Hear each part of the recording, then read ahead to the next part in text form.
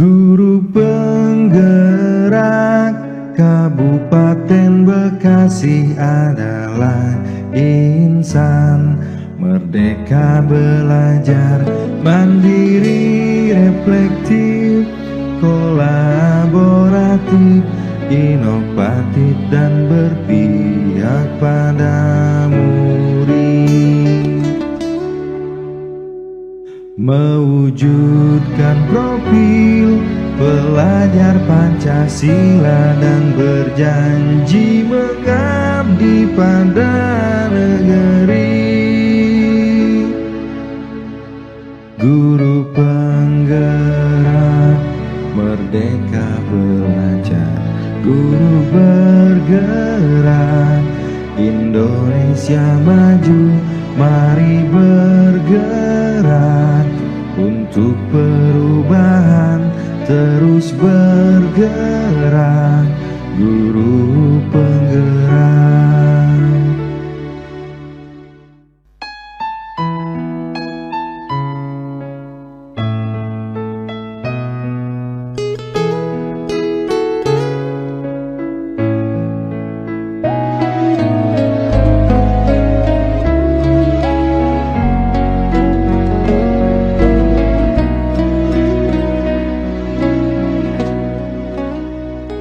Guru penggerak Kabupaten Bekasi adalah insan merdeka belajar, mandiri, reflektif, kolaboratif, inovatif dan berpihak pada murid.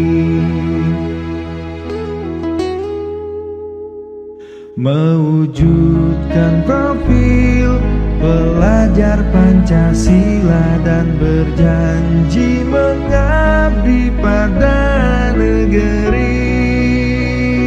Guru penggerak.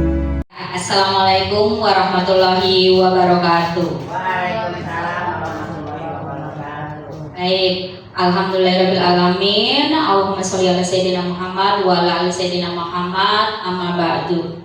Ya, puji syukur kehadirat Allah Subhanahu wa taala karena berkat rahmat dan hidayahnya kita semua dapat berkumpul pada hari ini dalam acara diseminasi modul 1.4 budaya positif yang nantinya semoga dapat terlaksana dan diterapkan di SD kita, SDN Wangun Harja 01.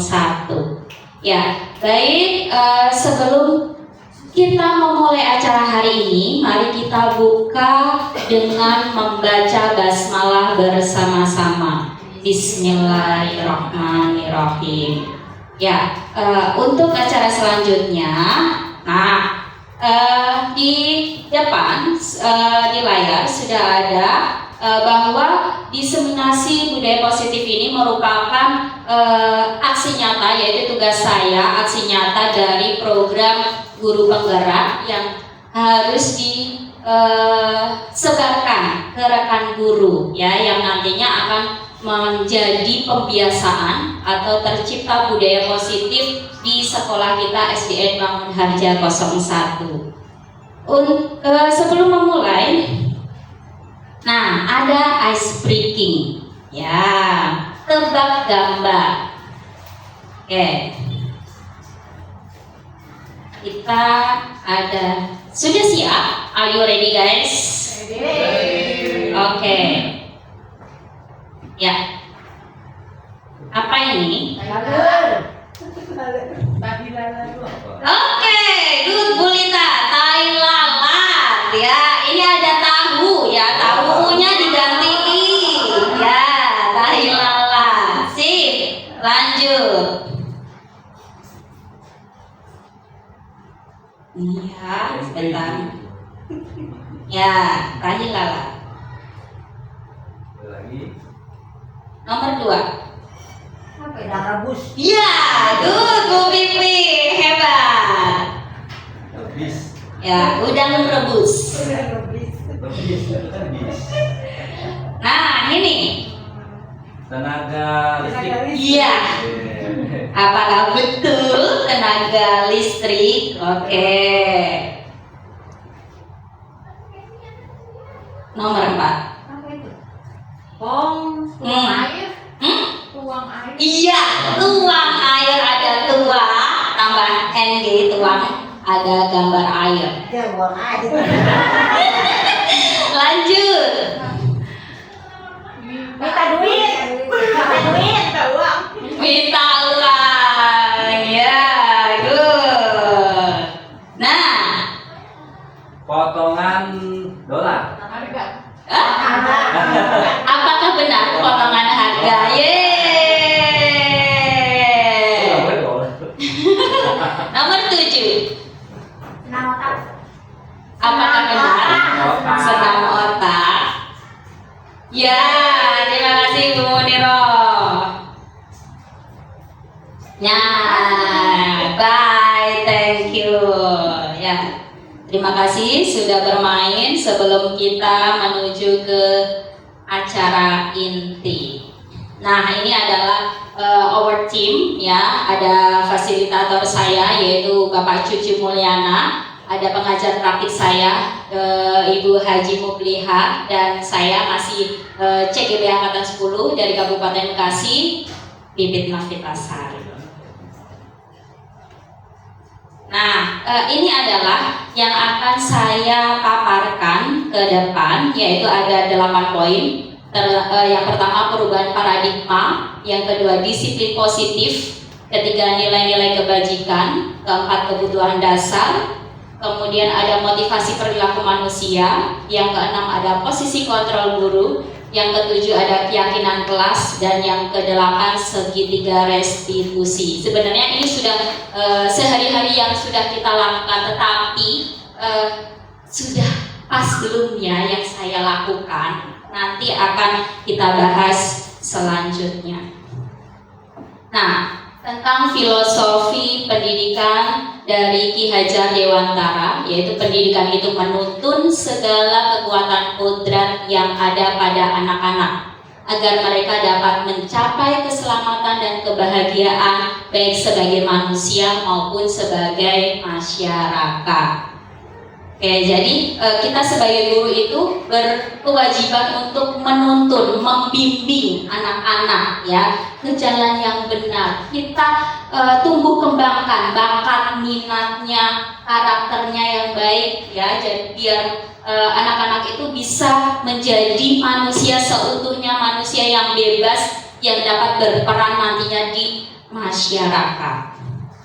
Oke, ada lagi filosofi Engarso sungtulodo ing madya mangun karso tuturi handayani. Ada yang tahu arti dari Engarso sungtulodo?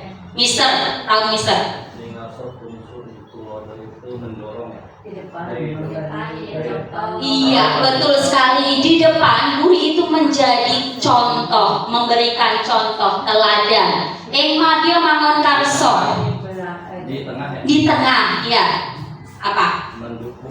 Membangun apa? Karya. Membangun semangatnya. Oke, tuturi handayani di belakang memberikan motivasi. Oke, good. Nah, sekarang tadi saya sudah memberikan secari kertas. Ada yang jadi A dan B. Siapa yang mau jadi A? Yang A silakan ambil satu kertas. Berpasang-pasangan. Satu aja yang pegang kertas. Sama Bu Paul. Ayo Bu Paul. Ke depan Bu Paul. Satu aja yang pegang kertas. Sini Bu Paul. Minta tolong untuk beda. Oke.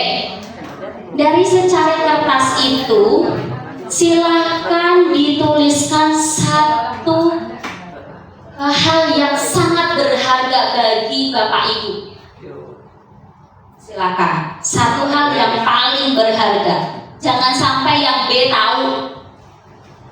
Ya, jangan sampai yang B tahu. Silakan yang A, Ibu guru A atau Bapak guru A menuliskan satu hal yang sangat berharga. Nah, Kak saya.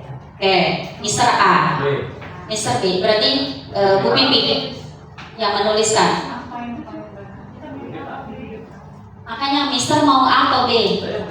B. Berarti Mami menuliskan satu hal yang berharga Mi. Oh beda ya. Oh, beda. Tar dulu. Nah, sudah? Kalau sudah, genggam. Satu itu genggam. Tuliskan satu hal yang paling berharga di hidup Bapak Ibu. Satu, genggam. Ya, genggam. Nah, yang B jangan sampai tahu isi dari genggaman dari Bapak Ibu. Oke, sudah Bu Aan? Mami sudah? Oke, digenggam nih. Oke. Nah, sekarang yang B silahkan dibujuk yang A biar dibuka. Caranya gimana? Silahkan dibujuk dulu. Nah, yang B silahkan bujuk. Silahkan bujuk dulu, bujuk dengan secara halus.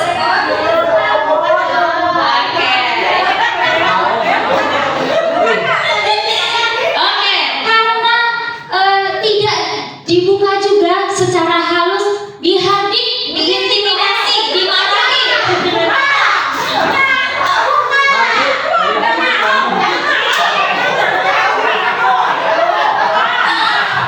Oke. Nah, aduh, lewat mana ya? Sampai diancam. Nah, apakah Bapak Ibu yang A membukanya? Tidak. Why? Kenapa? Rahasia katanya. Bu Susi, kenapa tidak dibuka genggamannya Bu Susi? Cuma saya yang boleh tahu.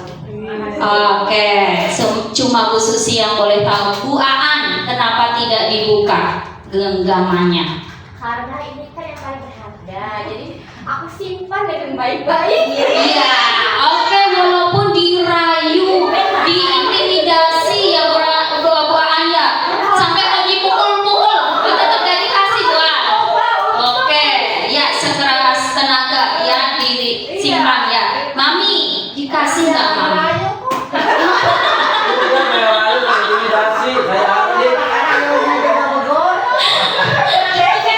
Aduh, Mister, gimana sih Mister?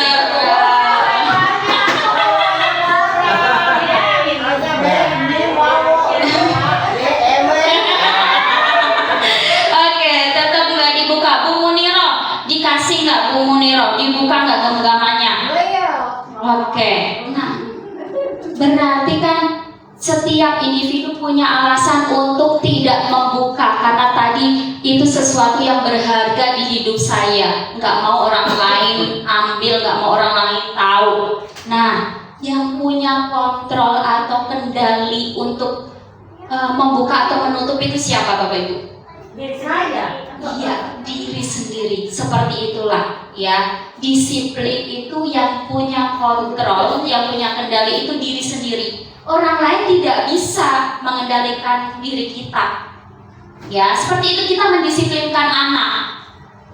Kita sudah sekeras tenaga dengan marah-marah. Oke, anak akan patuh untuk sementara.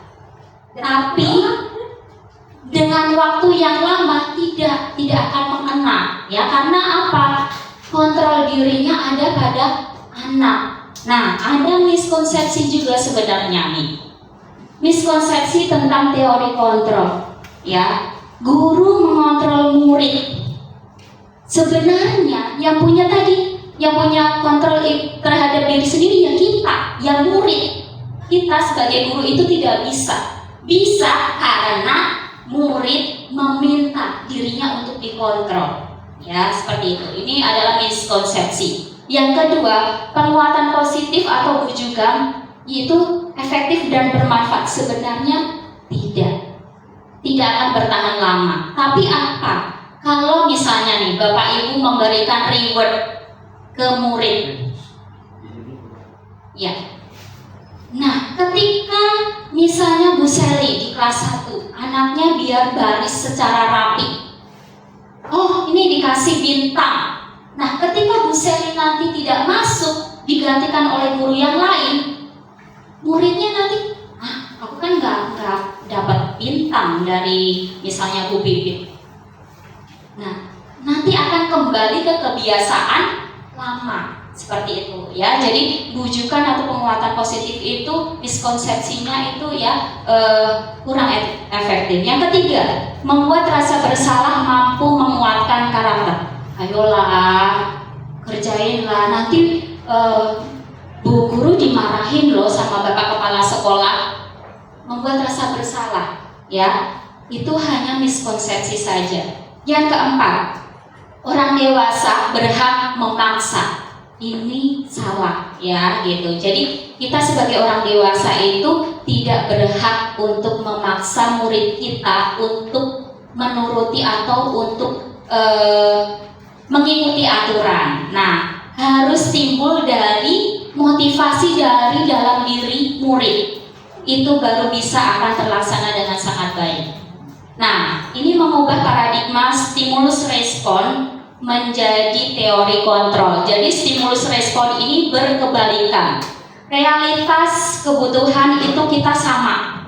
Padahal yang sebenarnya kebutuhan kita itu berbeda setiap orang. Semua orang melihat hal yang sama. Setiap orang memiliki gambaran yang berbeda. Itu untuk teori kontrolnya. Kita mencoba mengubah orang agar berpandangan sama dengan kita. Kita nggak bisa ya untuk memaksa orang berpandangan yang sama dengan kita tentang dunia. Perilaku buruk dilihat sebagai suatu kesalahan. Kalau teori kontrol, semua perilaku itu punya tujuan, walaupun perilaku buruknya pasti itu ada tujuannya. Kemudian orang lain bisa mengontrol saya, seperti tadi, hanya saya yang bisa mengontrol atau mengendalikan diri saya sendiri. Saya bisa mengontrol orang lain. Anda atau orang-orang itu tidak bisa mengontrol orang lainnya. Pemaksaan ada pada saat bujukan gagal. Jadi ketika dibujuk gak mau, pasti apa? Dipaksa akhirnya biar mau dibuka tadi seperti genggaman tadi. Kolaborasi dan konsensus menciptakan pilihan-pilihan baru. Untuk stimulus responnya model berpikir menang kalah. Kalau teori kontrol itu model berpikir menang-menang ya, tidak ada menang kalah tapi menang-menang. Nah, untuk disiplin itu berasal dari kata nih bahasa Latin dari disiplina ya, artinya belajar. Kayak ini dari Diana Gosen gitu. Kemudian sejalan dengan Ki Hajar Dewantara juga ya untuk makna disiplin ini Diana Gosen ini. Kemudian, nah disiplin diri dapat membuat seorang menggali potensinya menuju kepada sebuah tujuan untuk dihargai. Kemudian sebagai pendidik, tujuan kita adalah menciptakan anak-anak yang memiliki disiplin diri, sehingga mereka bisa berperilaku dengan mengacu pada nilai-nilai kebajikan universal dan memiliki motivasi intrinsik bukan ekstrinsik. Jadi motivasi intrinsik itu dari dalam. Kalau seorang anak itu sudah punya motivasi intrinsiknya, kita tidak perlu ayo baris, nggak perlu. Jadi anak-anak ketika hari Senin mereka sudah menuju ke lapangan untuk upacara, tidak perlu disuruh. Oke, lanjut. Nah, ini ada disiplin positif ya. Cara penerapannya mengajarkan anak untuk bertanggung jawab dan menumbuhkan kesadaran diri, nilai-nilai kebajikan. Kemudian lebih ke arah disiplin diri yang dapat mengontrol. Aduh, ini ya. Oke. Untuk melakukan segala tindakan dapat membuat murid memahami dan menyadari berdasarkan motivasi internal, bukan akibat paksaan, pujian ataupun hukumannya. Nilai-nilai kebajikan bagikan itu yang seperti apa? Nilai-nilai positif, value, ya, yang tujuan mulia yang ingin dicapai setiap individu, yang menuju pada karakter profil pelajar Pancasila. Ada kemarin ada apa saja profil pelajar Pancasila? Mbak An? Profil pelajar Pancasila? Berwawasan, berkebinekaan, beriman, bertakwa kepada Tuhan Yang Maha Esa, dan berakhlak mulia, iya, mandiri, mandiri, bernalar kritis, oke, kebinekaan global, gotong royong, dan kreatif. Oke, nah ini hampir sama semua ya yang diciptakan, yang diterapkan di organisasi. Oke, ada kebutuhan dasar manusia. Kita semuanya itu punya kebutuhan dasar, ya. Sesuatu yang kita lakukan itu untuk mendapatkan apa yang kita inginkan. Kita punya kebutuhan makan. Berarti apa yang harus kita lakukan? Mencari makanan. Nah, ya. Ini dia, ada 5 kebutuhan dasar manusia. Bertahan hidup. Jadi kita punya kebutuhan bertahan hidup. Kita butuh rumah, butuh makan, butuh pakaian. Itu di bertahan hidup. Kita butuh kasih sayang, pasti. Ya, kita butuh perhatian. Kemudian kita butuh penguasaan. Apalagi kita di tempat kerja, ya, butuh penguasaan. Kemudian kesenangan. Dengan rutinitas kita pasti butuh yang namanya hal-hal yang menyenangkan. Kemudian kita butuh juga kebebasan. Dengan rutinitas kita bekerja, kita pastinya butuh me time, ya, kebebasan juga. Nah, itu adalah kebutuhan-kebutuhan dasar kita. Nah, ada latihan nih. Aku senang main kejar-kejaran dengan ibu guru. Seru soalnya. Ini termasuk kebutuhan yang mana? Bertahan hidup, kasih sayang, penguasaan, kemudian kesenangan atau kebebasan. Yang mana? Kesenangan. Oke, good. Yang nomor 2. Ibu, kejar aku karena ibu guru sayang aku. kasih sayang. Betul, kasih sayang. Ada keynote-nya yaitu ya, kasih sayang, sayang aku. Nomor 3, aku hebat kan? Bisa bikin ibu guru kejar aku. Motivasi. Kebutuhan dasar tadi apa? Bertahan hidup, kasih sayang, penguasaan, kesenangan, kebebasan. Bertahan hidup ya. Aku hebat kan? Bisa bikin ibu guru kejar aku. Bertahan hidup. No. Ayo yang ada yang lain? Kebebasan. Bukan. Penguasaan. Ya, jadi hebat, karena hebat di sini. Ya, dia punya kekuasaan. Untuk apa? Biar ibu gurunya itu mengajar dia. Nomor 4, aku bosan belajar, mewarnai terus di dalam kelas. Iya, betul, kebebasan. Nah, ada motivasi perilaku manusia. Kita punya 3 motivasi untuk melakukan hal-hal. Ya, yang pertama, kita menghindari ketidaknyamanan atau hukuman. Yang kedua, untuk mendapatkan imbalan atau penghargaan dari orang lain. Yang ketiga, untuk menjadi orang yang mereka inginkan dan menghargai diri sendiri dengan nilai-nilai yang mereka percaya. Nah, untuk 2 ini, menghindari ketidaknyamanan dan hukuman dan untuk mendapatkan imbalan atau penghargaan, ini adalah motivasi eksternal, tidak muncul dari dalam diri. Karena apa? Hal yang dilakukan untuk menghindari ketidaknyamanan. Sama apa? Untuk imbalan, penghargaan. Aku mau ini belajar yang rajin agar aku dapat jam tangan dari guru.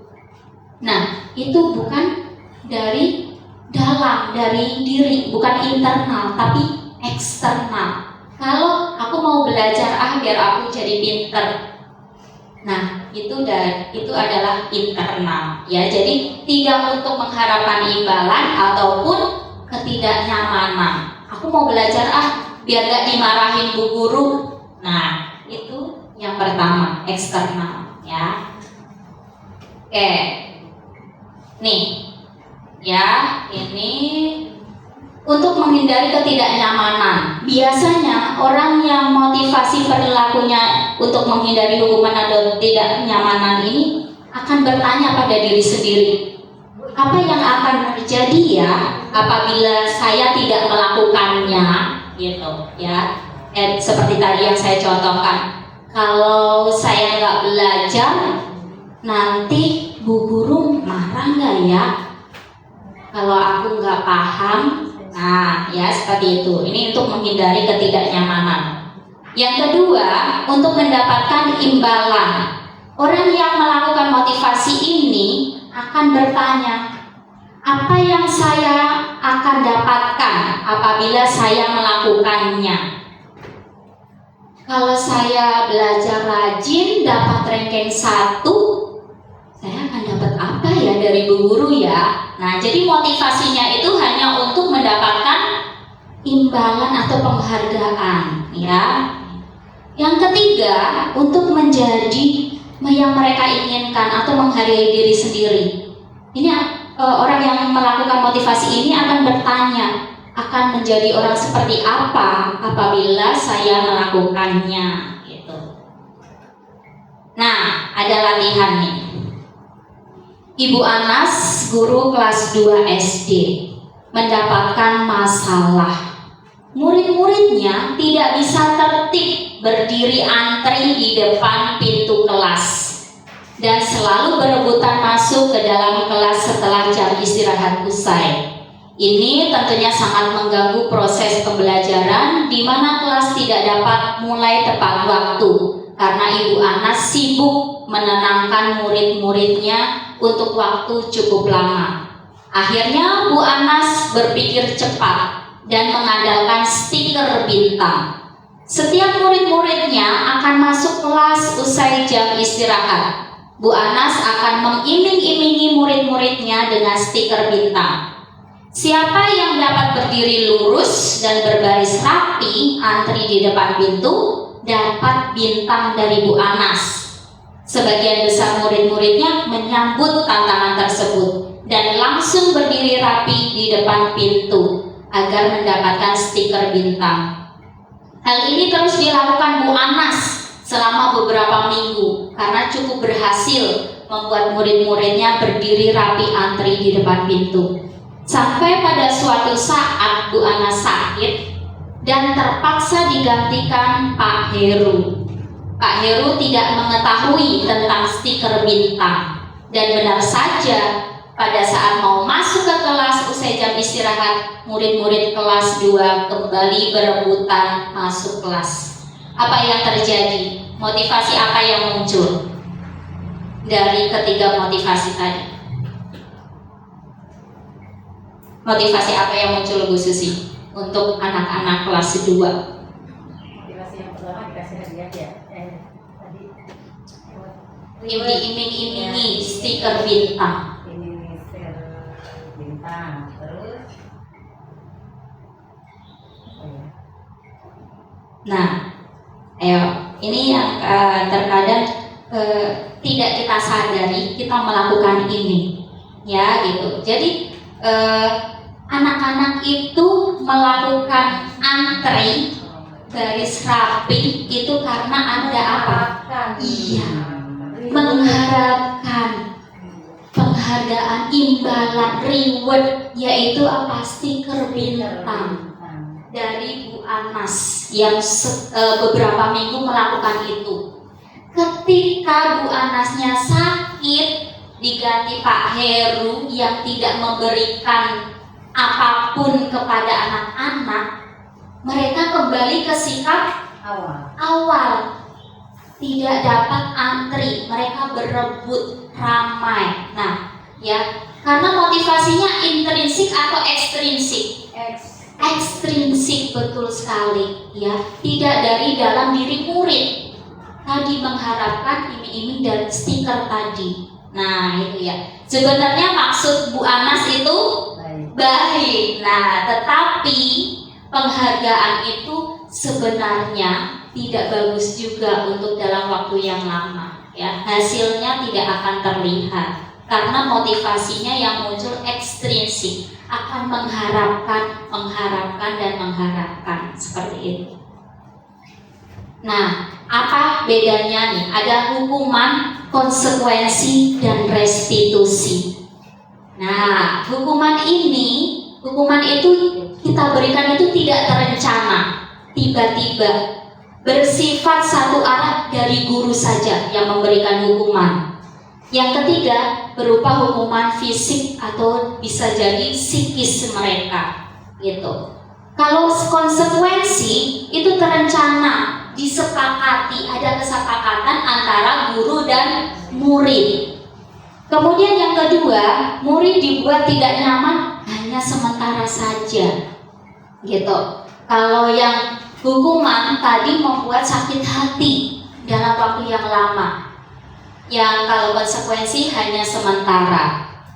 Dan yang ketiga, sikap guru itu memonitor murid. Kalau yang restitusi itu proses menciptakan kondisi bagi murid untuk memperbaiki kesalahan. Jadi kalau restitusi itu ada konsekuensinya, itu kita tanya solusinya itu dari muridnya, bukan dari gurunya. Muridnya ada yang terlambat, kita tidak bisa memberikan hukuman serta kamu terlambat lari 5 kali, tidak. Tapi kita tanya, kenapa kamu terlambat? Oh, bangunnya kesiangan Pak, Bu. Terus kalau biar tidak kesiangan bagaimana? Kita tanya solusinya itu dari muridnya, gitu. Ya, jadi bukan gurunya yang akan itu menyelesaikan masalah, tapi dari muridnya. Ada kerjasama dari guru dan murid untuk mencari solusinya. Nah, ada latihan. Kalau membersihkan tumpahan air di meja tulis karena tersenggol pada saat belajar, hukuman atau konsekuensi? Membersihkan tumpahan air di meja tulis karena tersenggol pada saat belajar, konsekuensi. Ada yang lain? Atau sama? Sama, oke. Kenapa Bu Susi konsekuensi? Setiap kita melakukan kesalahan, ya kita harus menyelesaikan apa masalah itu sendiri. Tanggung jawab. Iya, betul. Karena menyenggol tumpahan, ada air di meja, tersenggol, tumpah, mejanya kotor, dia punya tanggung jawab untuk membersihkan. Ada konsekuensinya. Betul sekali. Kalau yang kedua, membersihkan coretan yang dibuatnya di meja tulis, hukuman. Ada yang lain? Tanggung jawab. Antara hukuman dan konsekuensi. Membersihkan coretan yang dibuatnya di meja. Bumun, apa Bumun? Bu Sally, konsekuensi. Betul sekali, konsekuensi. Dia sudah buat coretan di meja. Iya, yang dibuatnya sendiri. Tanggung jawabnya dia harus membersihkan coretan. Betul. Kan kalau yang tadi itu secara tidak sengaja ya, menumpahkan air. Kalau coretan di meja kan dia sengaja. Tapi dia ada tanggung jawabnya untuk membersihkan coretannya. Gitu. Nah, yang ketiga, murid diminta untuk push up 15 kali karena tidak menggunakan masker ke sekolah. Hukuman. Yang lain? Hukuman. Oke, sepakat. Hukuman.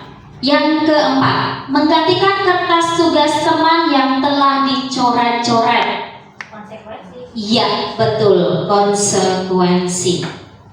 Berjemur di lapangan basket pukul 12 siang Karena mengobrol dengan teman. Hukuman. Betul sekali. Murid diminta bertelanjang kaki sepanjang hari karena tidak menggunakan sepatu warna hitam sesuai peraturan. Hukuman, betul.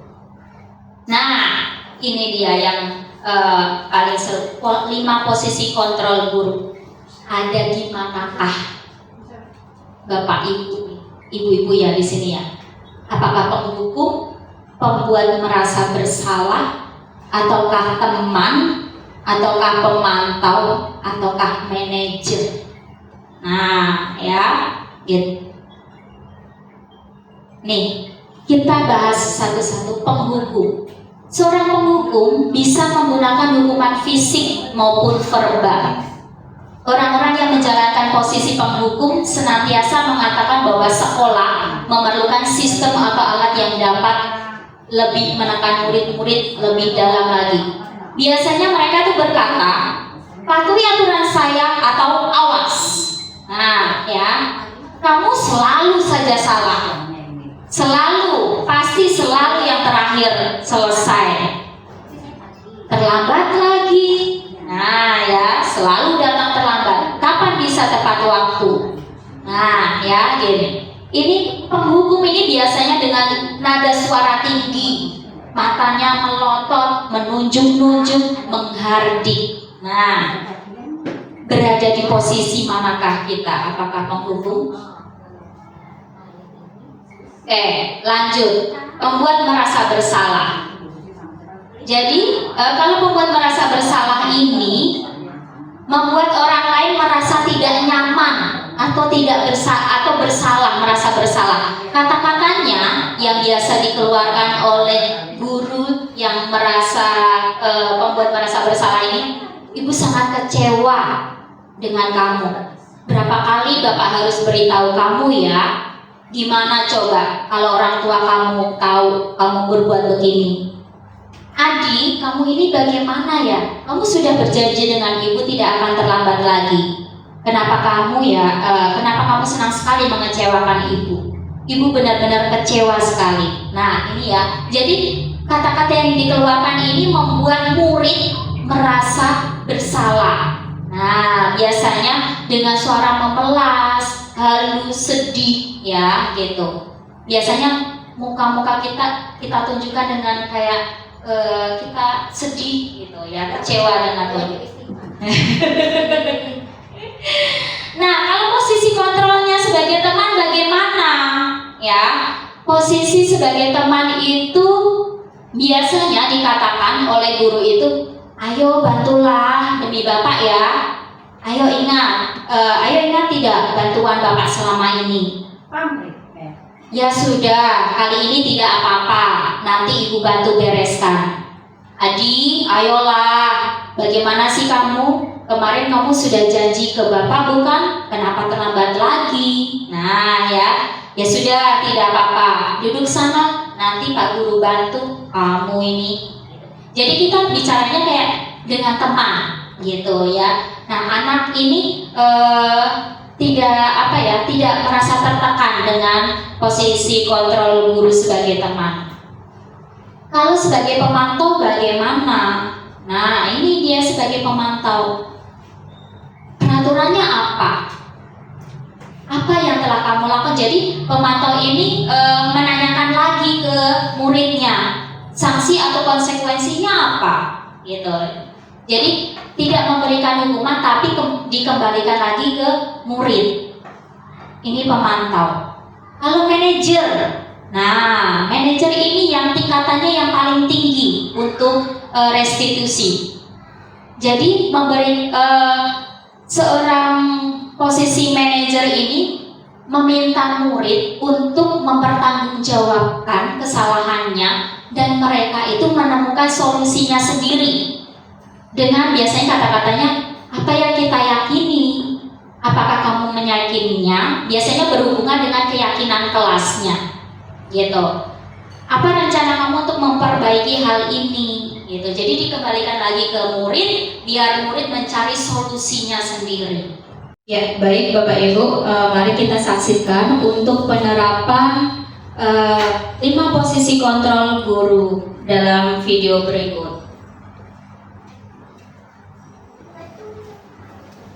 Bahagia Ibu dan Bapak Guru hebat. Dalam penerapan disiplin positif restitusi, salah satu program yang dikembangkan adalah 5 posisi kontrol. 5 posisi kontrol dalam restitusi adalah proses perjalanan seorang pendidik agar dapat mengenali dirinya. Pada video kali ini, kita akan membahas tentang 5 posisi kontrol yang dikembangkan oleh Diane Goshen dan contoh penerapannya.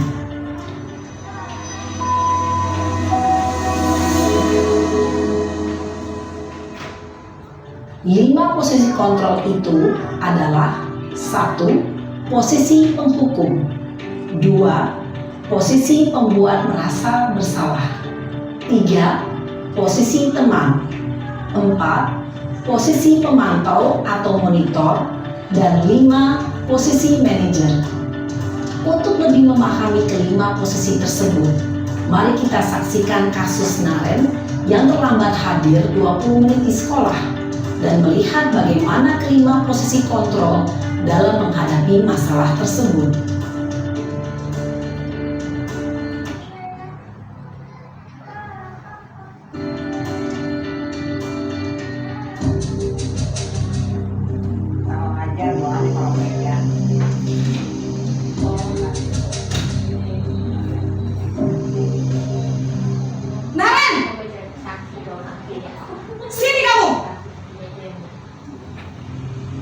Selamat pagi, Bu. Selalu terlambat. Kamu deh, pasti terlambat. Maaf, Bu. Saya Apa? Apa coba? Alasan kamu apa lagi? Kapan sih kamu tidak terlambat? Malas sekali ya kamu jadi anak. saya Dasar pemalas. Gak kapok-kapok sih kamu. Sudah berapa kali terlambat? Sana, kamu keliling lapangan basket 2 kali. Kenapa saya harus keliling lapangan basket, Bu? Kenapa?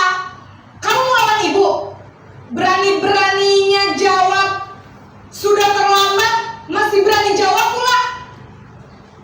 Sekarang, keliling lapangan basket 5 kali sekalian. Biar kapok. Cepat, pergi sana ke lapangan basket.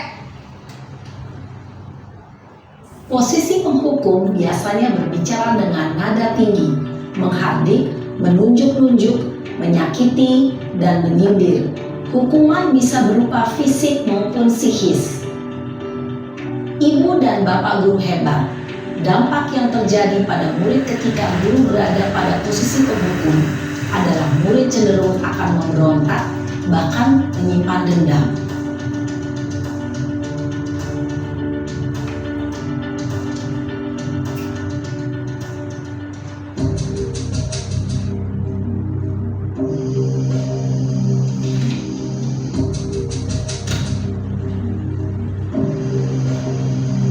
Naren!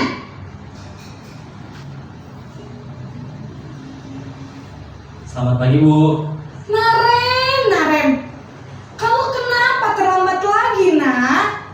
Ya Tuhan, Naren, kamu senang ya bikin ibu susah ya? Kalau kamu terlambat lagi, nanti ibu yang ditegur bapak kepala sekolah, nak. Disangka ibu tidak bisa membina kamu. Duh, gimana ini? Maaf, Bu. Duh Gusti Naren, kamu suka ya kalau ibu ditegur bapak kepala sekolah? Terus, sekarang ibu harus tulis apa ini di buku absen? Ini kamu sudah sering terlambat loh. Ibu harus apa coba? Maaf, Bu. Maaf sekali. Ya sudah, lain kali jangan bikin ibu susah lagi ya nak ya. Ibu tidak akan kuat lagi kalau kamu begini terus. Bisa jantungan kalau ibu ditegur bapak kepala sekolah. Sana cepat ke kelas. Maaf ya, Bu. Maaf sekali. Posisi pembuat rasa bersalah berbicara dengan nada tenang, cenderung lembut, namun kata-kata yang diutarakan membuat murid merasa menjadi orang yang gagal, memandang buruk dirinya sendiri, merasa tidak berharga, dan tidak sanggup membahagiakan orang lain. Ketika guru mengambil posisi pembuat rasa bersalah, murid akan menganggap dirinya yang bersalah dan ia akan menyimpan emosi negatif tersebut di dalam dirinya.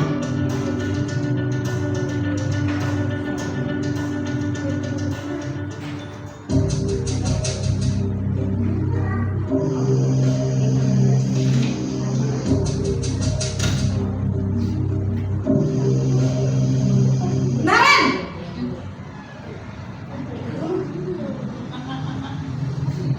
Selamat pagi Bu. wah, sudah jam berapa ini nak? Terlambat lagi ya sayang. Iya Bu, habis ibu saya lupa bangunkan saya Bu. Kamu malah menyalahkan ibu kamu. Kamu bukannya anak yang larinya paling kencang. Kok terlambat sih? Iya Bu, saya memang terlambat bangun tadi. Jadi biarpun saya lari kencang, tetap gak kekejar Bu. Ya sudah sana. Nanti lain kali larinya lebih kencang lagi ya. Biar gak terlambat lagi. Bikin seneng ibu. Demi ibu. Bisa kan? Bisa lah Bu. Ya sudah sana masuk kelas. Ibu beresin urusan absen kamu. Kamu ini ada-ada saja. Dalam posisi teman, guru berbicara dengan nada suara ramah, akrab, cenderung bersenda gurau untuk menjaga suasana tetap santai. Murid akan merasa senang, aman, dan akrab dengan guru. Identitas yang tercipta adalah identitas sukses atau berhasil. Namun, perlu diingat, karena ini masih dorongan eksternal, maka ada faktor ketergantungan dari murid kepada orang tertentu. Di sini guru absennya, sehingga di lain waktu murid bisa berperilaku baik, namun hanya kepada orang-orang tertentu saja.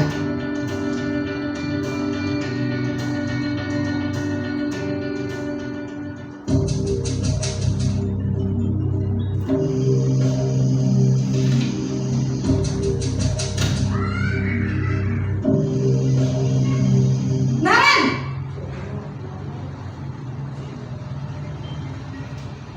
Selamat pagi Bu. Naren, apa peraturan sekolah kita tentang jam berapa kita harus masuk sekolah, nak? Kita harus di sekolah jam 7 Bu. Iya betul, sekarang sudah jam 7.20. Naren sudah tahu konsekuensinya jika terlambat hadir. Paham Bu. Saya harus tinggal kelas pas jam istirahat selama 20 menit. Iya benar, konsekuensinya demikian. Jadi nanti jam 9.30 pas istirahat, kamu harus tinggal di kelas, kerjakan tugas tambahan untuk ketertinggalan kamu, ya? Baik Bu. Posisi pemantau mengandalkan penghitungan atau data untuk mengontrol murid. Guru mengarahkan murid berdasarkan peraturan dan konsekuensi. Seorang pemantau menunjukkan bahasa tubuh dan ekspresi wajah yang datar dan cenderung formal.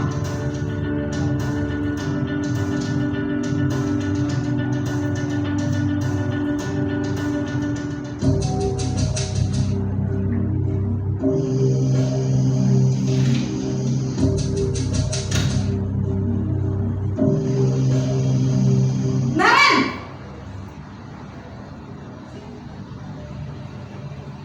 Selamat pagi Bu. Selamat pagi, Naren. Maaf Bu, saya terlambat. Iya, sekolah masuknya jam 7, sekarang sudah jam 7.20. Jadi sekarang bagaimana ini, Naren? Maaf Bu, saya lupa setel alarm saya semalam. Baiklah, menurut kamu, keyakinan sekolah yang mana yang perlu kamu tingkatkan? Menghargai diri sendiri dan orang lain mungkin ya Bu. Setuju. Jadi, apakah Naren meyakini prinsip saling menghormati tersebut? Iya Bu, saya meyakininya. Apakah Naren bersedia memperbaiki masalah keterlambatan ini? Bersedia Bu. Bagaimana kamu akan perbaiki masalah keterlambatan ini? Saya akan coba untuk tidak lupa menyetel alarm saya Bu. Baik, kalau Naren lupa menyetel alarm di rumah, ada orang yang kira-kira bisa bantu mengingatkan tidak? Ada Bu, kakak saya, Kak Emma. Ada lagi selain Kak Emma? Selain Kak Emma, ada ibu saya. Baik, jadi yang mengingatkan Naren adalah Kak Emma dan ibu kamu ya. Kira-kira akan mulai setel alarm kapan nih Naren? Setelah pulang sekolah, akan segera saya lakukan. Baik, jadi Naren akan setel alarm untuk bangun besok pagi dan akan diingatkan oleh kakak dan ibunda Naren ya. Ada lagi yang mungkin perlu dilakukan Naren agar tidak terlambat bangun lagi? Tidak ada, Bu. Baik Naren, terima kasih untuk kerjasama kamu. Sekarang kamu perlu kembali ke kelas untuk belajar. Baik, Bu. Terima kasih. Posisi manajer adalah posisi kontrol yang disarankan untuk membimbing murid memiliki sikap disiplin yang positif, yaitu murid yang mandiri, bertanggung jawab, dan dapat memecahkan masalah. Tujuan dari posisi ini adalah agar murid dapat berefleksi atas tindakannya. Guru akan dengan tulus memberikan pertanyaan-pertanyaan bermakna, sehingga membuat murid dapat belajar dari kesalahannya dan mencari sebuah solusi untuk menyelesaikannya. Ibu dan Bapak guru hebat, setelah mengamati adegan kelima posisi kontrol tadi, kira-kira posisi mana yang paling ideal? Posisi mana yang dapat menunjang motivasi intrinsik murid? Ya, tentu posisi manajer. Posisi ini memang posisi ideal yang ingin dituju setiap pendidik.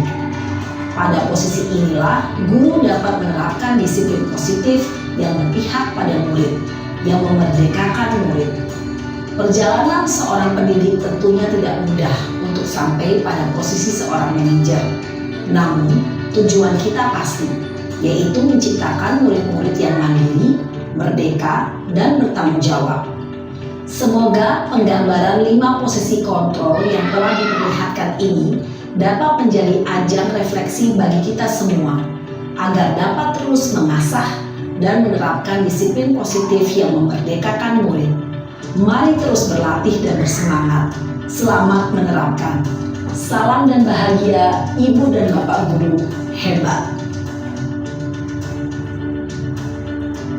Oke, ya baik. Nah, seperti tadi ya Ibu ya. Jadi kita akan terus belajar dan berlatih untuk menerapkan posisi seorang manajer. Ya, di situ sudah ada tingkatannya.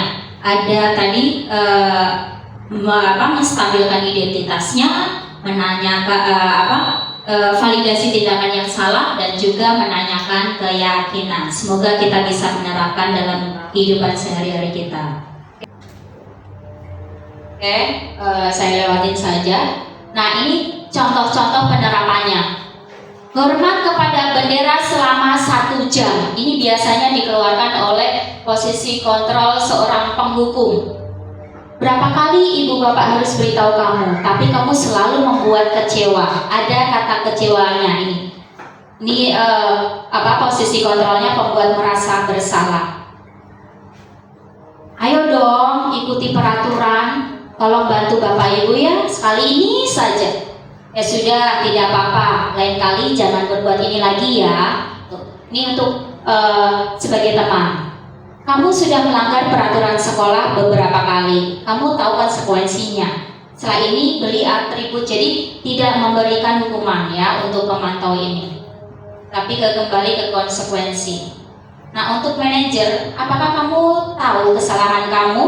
Kira-kira bagaimana kamu memperbaiki kesalahan kamu? Nah, jadi dikembalikan ke muridnya untuk mencari solusinya sendiri kalau untuk manajer. Nah, ini latihan Bapak Ibu. Saya kecewa sekali dengan kamu. Ini posisi kontrol apa? Apa?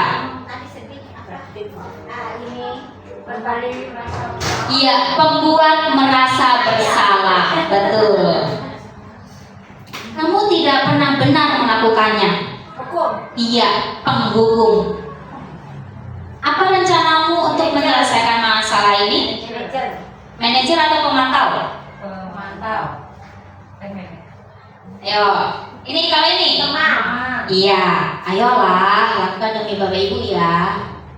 Kamu tidak akan pernah mendapatkan nilai jika tidak mengerjakan tugas. Bukan. Kalau ini yang apa? Penghukum. Apa sih? Yang tidak memberikan hukuman tadi? Iya, pemantau.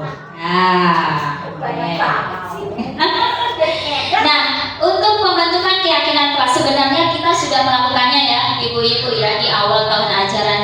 Tapi untuk pelaksanaannya sepertinya masih belum maksimal. Nah, semoga nanti di tahun ajaran baru keyakinan kelasnya diperkuat kembali dengan menggunakan kata-kata yang positif, kalimat yang positif. Jadi misalnya kata tidak, jadi penggunaan kata tidak, jangan. Nah, itu kalau bisa diganti gitu dengan kalimat positif, misalnya jangan buang sampah sembarangan, tapi apa? Buanglah sampah. Iya, betul seperti itu ya. Jadi penggunaan kata tidak, jangan itu sebaiknya diganti. Untuk selanjutnya kita akan berdiskusi tentang keyakinan kelas. Nah ya, tadi saya sudah membagikan post-it masing-masing. Meminta ibu-ibu semuanya untuk menuliskan kalimat keyakinan kelas ya, yang nanti bisa ibu-ibu praktekkan atau terapkan di kelas masing-masing. Oke, silakan ibu-ibu menuliskan satu keyakinan kelas yang nanti akan menjadi kesepakatan kita bersama.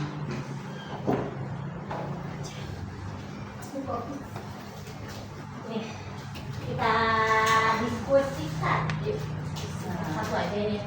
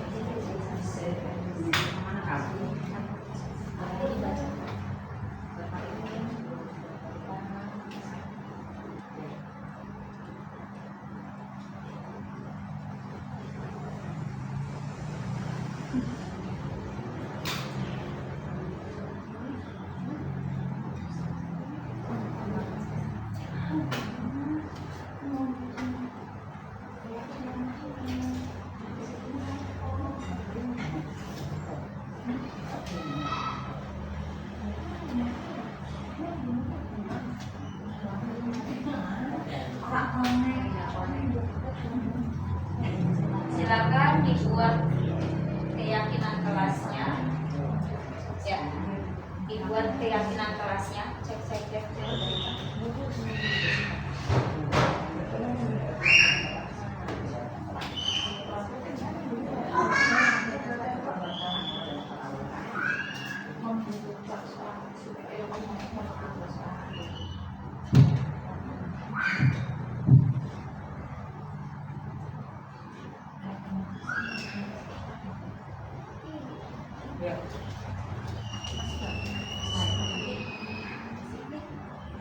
Boleh.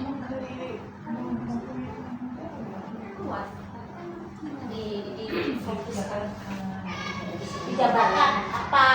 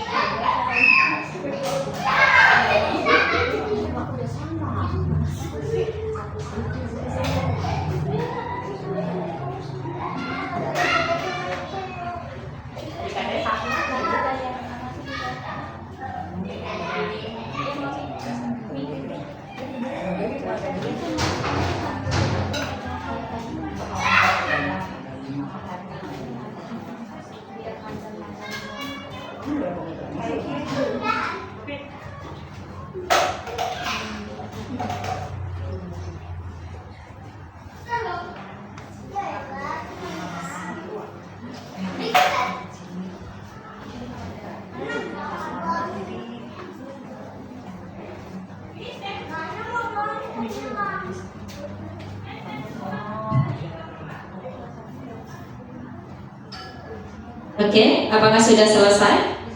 Sudah, oke, baik. Saya mulai dari depan dulu. Bu Susi.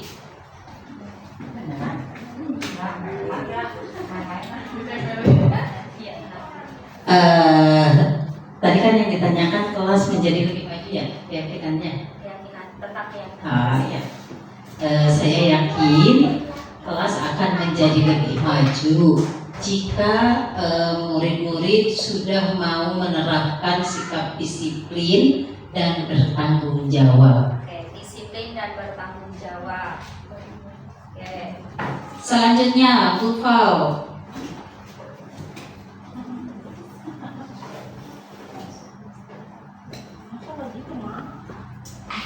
Kalau menurut saya, tadi udah diskusi dengan Bu Susi, saya ingin menambahkan aja, kita masuk kelas tepat waktu, itu aja. Ya, terima kasih. Terima kasih Bu Fau. Oke, Bu Pipi. Oh, Bu Aa. Tadi kan diskusi juga, kita ya kan. Keyakinan kelas itu kita harus berpikir positif di dalam kelas, ya. Terus lagi ya, percaya dan saling menghormati dan menghargai. Oke, saling menghormati dan menghargai. Silakan Bu Lita. Untuk keyakinan di kelas saya ingin anak-anak itu meyakini dirinya bertanggung jawab dan disiplin dengan contohnya menerapkan sebelum masuk kelas harus melepas sepatu. Oke, ya.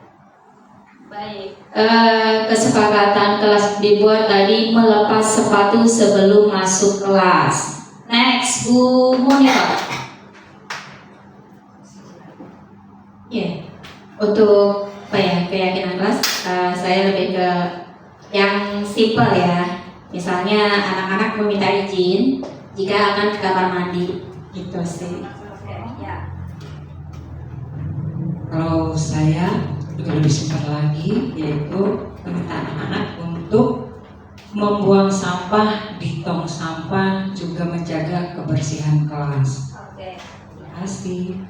Baik. Terima kasih Bu-ibu semuanya. Nah, kalimat-kalimat keyakinan kelas yang sudah ibu-ibu buat tadi nanti bisa diterapkan ke anak-anak. Nanti anak-anak ibu-ibu bisa memberikan kertas post-it atau kertas plano atau apa. Nah, anak-anak belajar menuliskan kalimat. Tidak apa-apa ketika anak-anak menuliskan di depannya ada kata tidak, tetapi nanti ibu guru bapak gurunya menyempurnakan dengan kalimat positifnya. Nah, baik, silakan nanti setelah dibuat nanti diulang kembali biar anak-anak itu ingat kesepakatan kelasnya yang sudah dibuat dan harus disepakati bersama, ya, gitu. Baik, silakan ditempelkan di whiteboard kalimat-kalimat kesepakatan kelas yang sudah ibu-ibu buat. Silakan Ibu.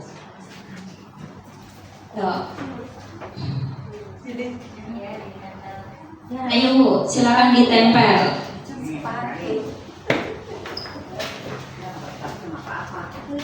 Ada video.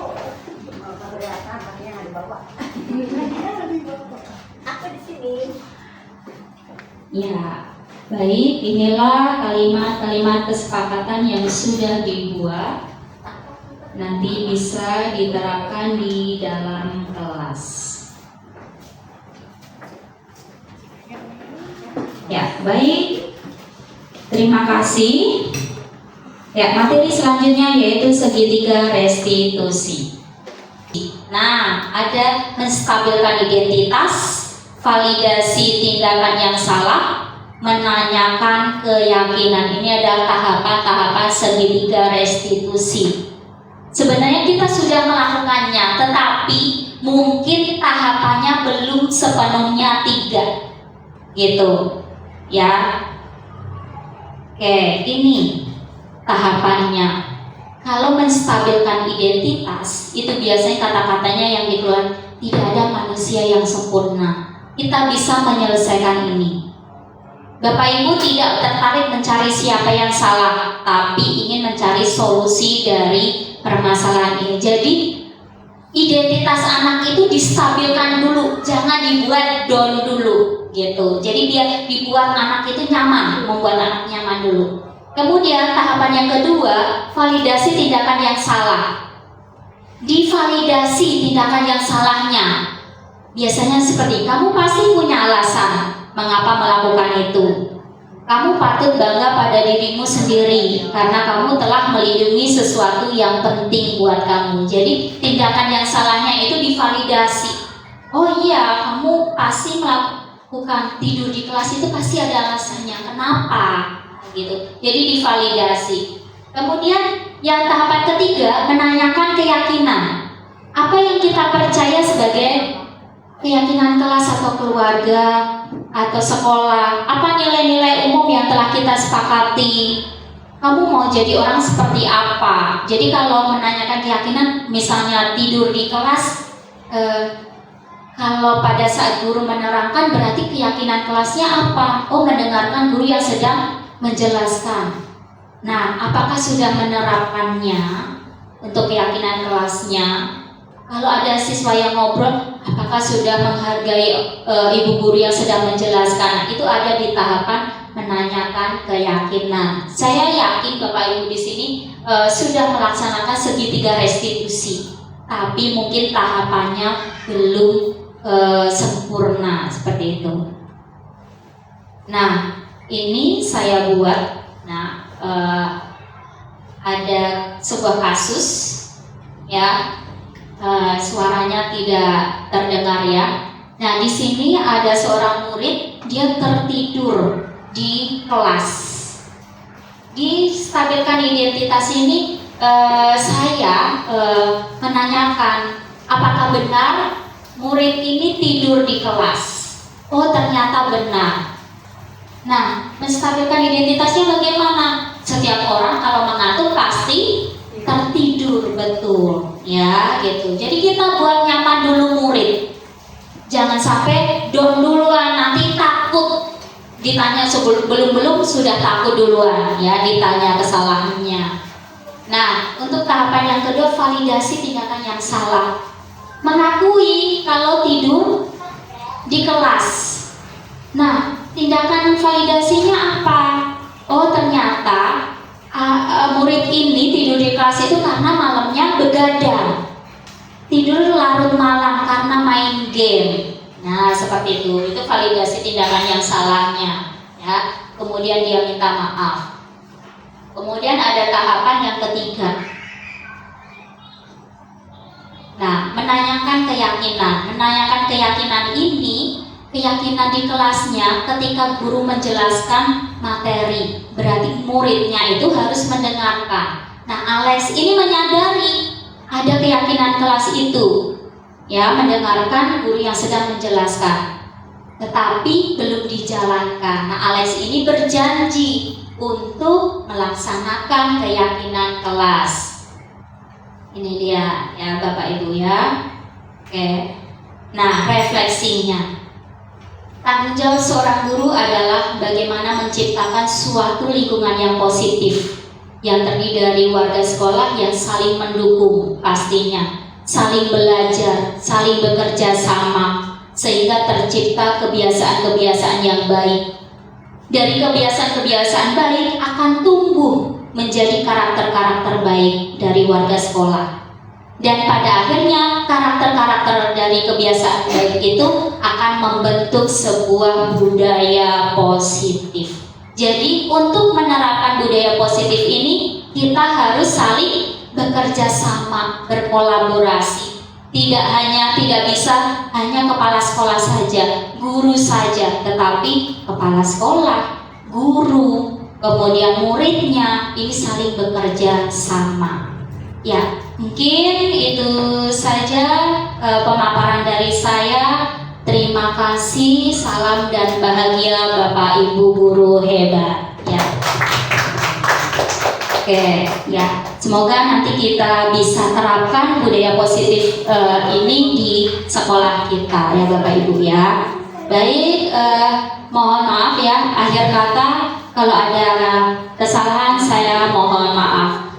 Assalamualaikum warahmatullahi wabarakatuh.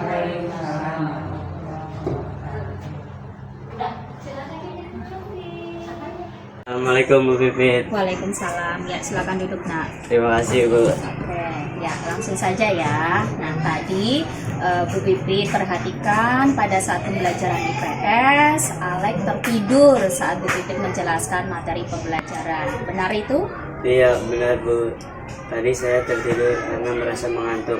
Oke, ya setiap orang itu kalau merasa mengantuk pasti akan tertidur ya. Semua orang pasti mengalami seperti itu. Baik Bu, saya minta maaf ya karena sudah tertidur saat Bu Pipit menjelaskan materi pembelajaran. Ya, nggak apa-apa ya. Nah, mari kita cari solusi bersama agar Alex tidak tertidur lagi saat pembelajaran ya. Baik Bu. Oke. Ya, Alex pasti memiliki alasan mengapa sampai tertidur saat Bu Pipit menjelaskan materi pembelajaran tadi. Saya merasa mengantuk sekali Bu. Mata saya serasa lengket dan tidak bisa dibuka. Mengapa seperti itu, Nak? Saya tadi malam begadang. Saya bermain HP sampai larut malam Bu. Sampai larut malam ya. Nah, kira-kira kapan ya boleh main game itu? Saat hari libur Bu. Nah, itu dia tahu ya. Oke. Nah, sekarang apakah Alex masih ingat keyakinan kelas kita yang sudah kita buat dan sepakati bersama yang berhubungan dengan permasalahan Alex hari ini? Iya masih Bu. Oke, coba sebutkan, Nak. Menghargai orang yang berbicara dan mendengarkan guru ketika sedang menjelaskan materi pembelajaran. Oke, nah kalau tertidur saat pembelajaran, apakah sudah mewujudkan keyakinan kelas menghormati orang lain yang sedang berbicara? Belum Bu. Oke, nah baik. Tertidur saat pembelajaran itu tindakan yang tidak baik ya. Nah, selanjutnya langkah apa yang Alex lakukan agar tidak tertidur lagi saat pembelajaran? Saya akan tidur lebih awal dan tidak bermain HP sampai larut malam Bu, agar tidak tertidur saat pembelajaran. Oke, Alex mau kan jadi murid yang berprestasi? Iya Bu. Oke, nah baik, mari kita bersama-sama melaksanakan kelas kita ya, dan Alex mendengarkan pada saat guru menjelaskan materi sehingga prestasi Alex nanti bisa meningkat ya. Baik Bu, saya minta maaf ya dan tidak akan mengulanginya lagi. Oke, baik, jangan diulang lagi ya. Nah, oke, sekarang Alex bisa kembali ke kelas, bisa melanjutkan istirahatnya. Baik Bu, terima kasih. Saya permisi kembali ke kelas. Silakan. Saya Alex, murid kelas 6 SD nomor Raja 01. Saya melakukan kesalahan tertidur di kelas saat pembelajaran berlangsung. Hal ini tidak sesuai dengan keyakinan kelas kami, yaitu menghargai orang yang berbicara dan mendengarkan guru saat menjelaskan materi pembelajaran. Saya tidak dimarahi atau mendapatkan hukuman dari Bu Pipit. Saya diminta memberikan alasan mengapa tertidur di kelas saat pembelajaran berlangsung dan tidak mendengarkan penjelasan guru, serta mencari solusi dengan bimbingan Bu Pipit atau kesalahan saya, sehingga saya dapat menemukan solusi yang harus saya lakukan. Bu Pipit melakukan ini demi kebaikan dan masa depan saya. Guru penggerak, merdeka belajar. Guru bergerak, Indonesia maju. Mari bergerak untuk perubahan, terus bergerak. Guru